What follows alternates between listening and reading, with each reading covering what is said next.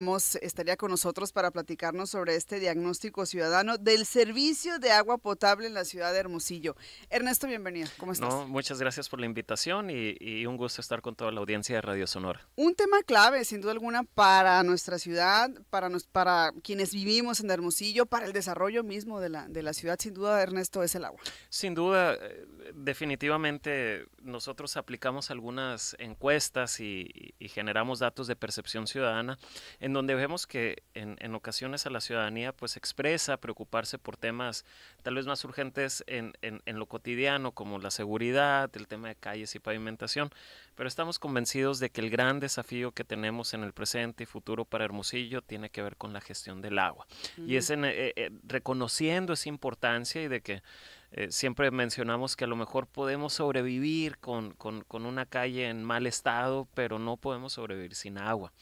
Y reconociendo eso, es que pues permanentemente estamos tratando de generar datos, información que nos permitan entender cuáles son los principales retos que enfrentamos en la materia.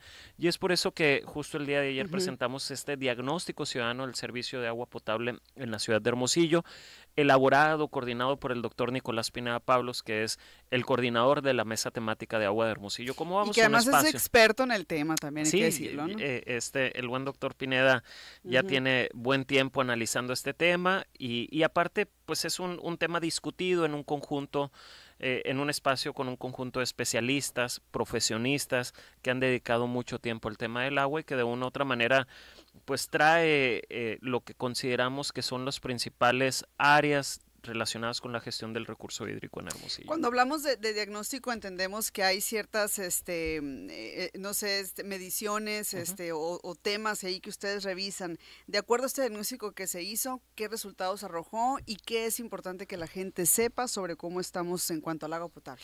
Así es, mire, el documento incluye 5 dimensiones. Cinco. Va desde el abasto, el tema de la medición, las eficiencias del organismo operador, que tiene que ver con la eficiencia física primero, que es decir, de cuánta agua se produce en la ciudad, cuánto logra facturar, y la eficiencia comercial, es decir, de lo que se factura, cuánto logra cobrar, y por último el tema de la situación financiera general del organismo operador.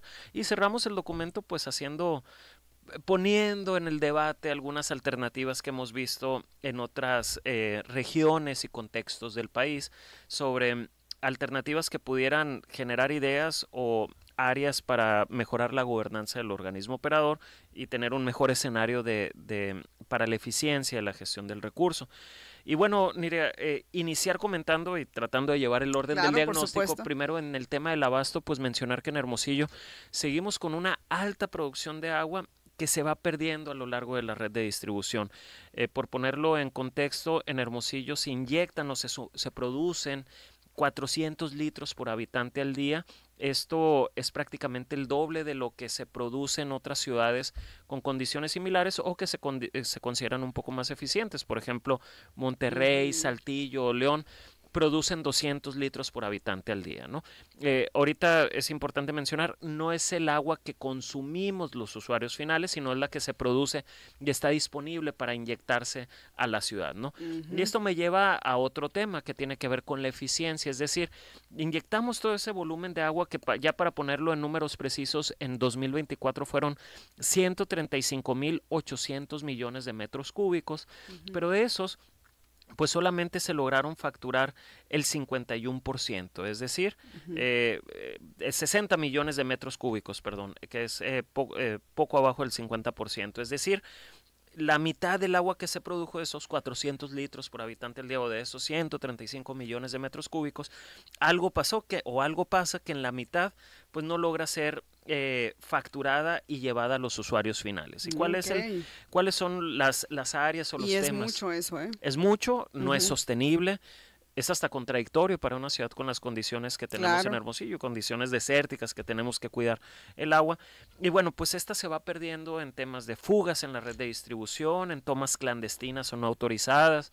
También el organismo pues tiene que suministrar a espacios públicos como son parques, jardines o incluso tiene convenios con escuelas que no necesariamente pues implican una retribución económica para el organismo o que se facture en algunos casos y pues y otros elementos que van pues generando estas condiciones de pérdida a lo largo de la red de distribución y que hacen que más o menos terminen llegando a los usuarios finales, que son particularmente los hogares, 200 litros por habitante al día, ¿no? Que eso sí está al nivel de lo que pudiera ser más aceptable para una ciudad como Hermosillo, ¿no? Entonces ahí estamos hablando de que hay pérdidas en términos del recurso como tal, pero también en materia económica no se recauda pues lo que se Así debe. es, porque ya tienes de este 100% que logras facturar, que es por ejemplo 54 millones, 60 millones de metros cúbicos, tomando como dato el 2024.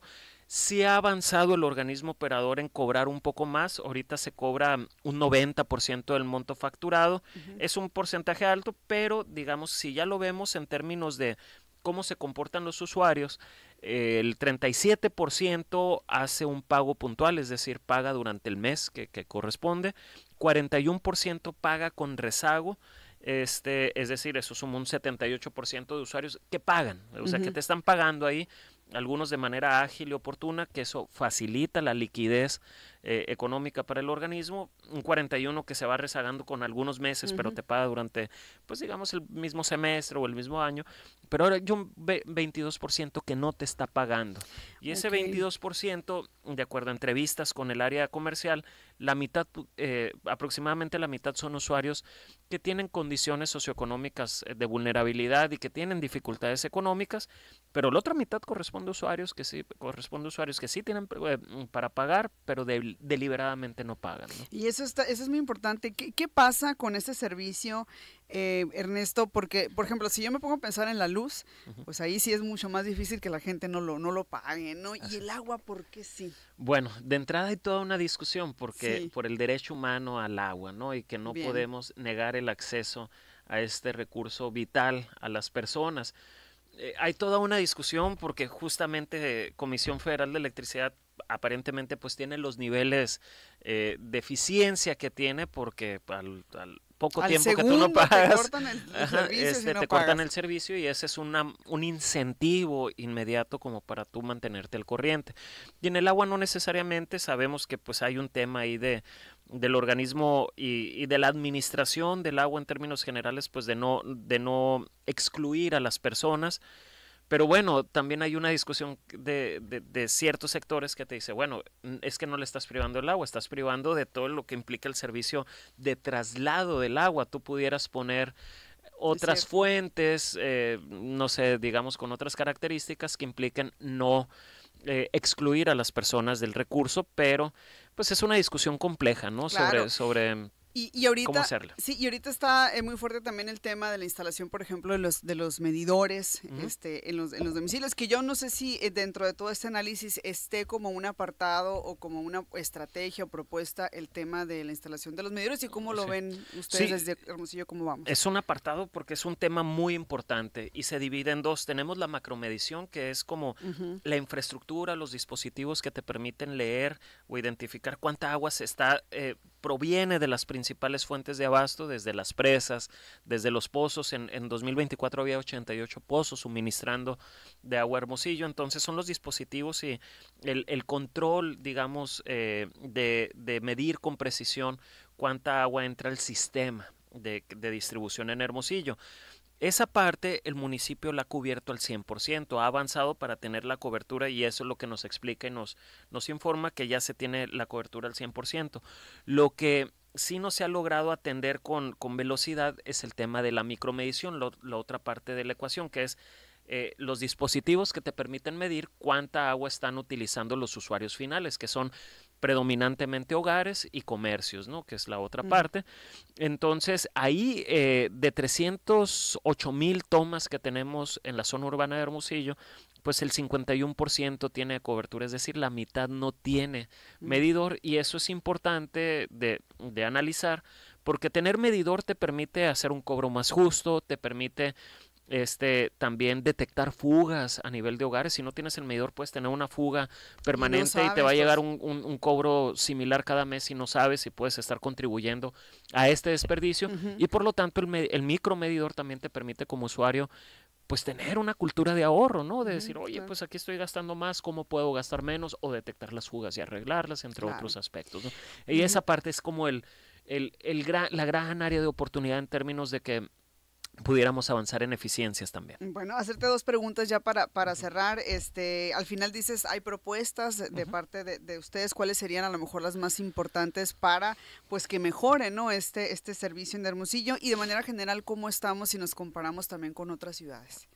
Bueno, de entrada sabemos que tenemos que avanzar en la eficiencia y una de las claves tiene que ver con justamente avanzar con tal vez mayor velocidad en la cobertura de la micromedición. Ese pudiera ser un aspecto de corto plazo que permita generar ahorros, también mantener y generar los recursos para estar renovando y rehabilitando la red de distribución que ahí pues se pierde y fortalecer pues el monitoreo de aquellas tomas clandestinas o no contabilizadas que se puedan presentar. Eso se puede trabajar en el corto plazo, pero también sabemos que pues el organismo necesita fortalecer su gobernanza, fortalecer su estructura institucional para tener una operación que tenga una visión de mayor plazo, de mediano, largo plazo. Y aquí es donde ponemos, no hay una propuesta concreta, pero sí ponemos 3 modelos diferentes que observamos a nivel nacional. Uno de ellos es donde, por ejemplo, el modelo del organismo de León, Zapal, el sistema de agua potable de León, Guanajuato, en donde se hizo una reforma legal para que dependa menos del ayuntamiento, haya menos anclaje a la administración central y hay una junta de gobierno con mayor participación ciudadana y empresarial que ahí pues vigila la conducción del organismo. Ese es un modelo. El otro modelo es los que son operados por los gobiernos estatales. Esto es el caso de Baja California, Nuevo León. Acá en Sonora tenemos algunos municipios que no tienen como un organismo municipal, sino por ejemplo el caso de Guaymas, ¿no? Que lo opera la CEA, ¿no? Sí, son varios municipios. Obregón, Hermosillo y Nogales son los que están municipalizados, digamos, en ciudades más grandes. Otros son operados por el gobierno estatal, también con sus desafíos, pero bueno, podemos voltear a ver, es otro modelo y pudiéramos voltear a ver qué está sucediendo en otras entidades y qué capacidades tenemos aquí como para pensar en esa alternativa. La otra es pues los modelos de empresa mixta que habilita la participación privada, pero gobierno o estado no deja de tener el control mayoritario del organismo operador. Y es ahí también en ese modelo donde también pudiera incorporarse una mayor participación del gobierno estatal. Es decir, no necesariamente que lo absorba, pero que tenga una participación tal vez en la toma de decisiones, en la estructura de gobernanza, pero también pues aportando recursos, porque ahorita lo que tenemos que resolver es cómo el organismo puede hacer frente justamente a sus necesidades financieras, y lo que estamos viendo es que pues el organismo ha venido operando con déficit, ha dependido de subsidios que le da la administración central del municipio, y eso es un poco lo que tenemos que revertir, ¿no? Bien, y a nivel general, ¿cómo nos encontramos si nos comparamos con otras ciudades?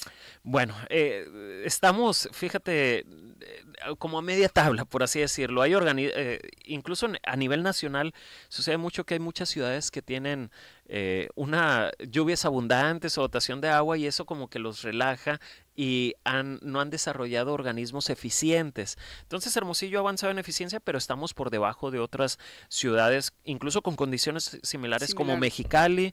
Estamos alejados de ciudades como Saltillo, Monterrey, León, Guanajuato, que son como los modelos que nos brindan algunas lecciones para avanzar allá. ¿Qué tenemos que hacer en Hermosillo? Reducir la pérdida. Reducir la pérdida, porque nos dicen, oye, ¿cómo consumimos agua los ciudadanos?